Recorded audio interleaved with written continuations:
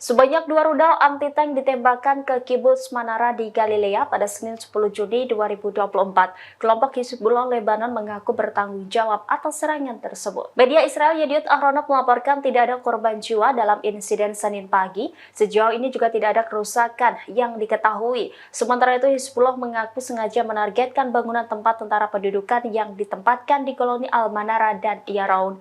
Berbeda dengan klaim media Israel, Hizbullah mengaku serangan langsung itu telah menewaskan dan melukai tentara IDF. Milisi pro-Iran itu menyatakan serangan terhadap dua bangunan ini sebagai aksi balasan atas serangan IDF terhadap warga sipil di kota Hula dan Shab, Lebanon Selatan. Di sisi lain, radio tentara pendudukan melaporkan bahwa kebakaran terjadi di pemukiman Yaraun. Kebakaran lain juga terjadi di perbatasan Afifim dan Yaraun akibat jatuhnya rudal Hizbullah.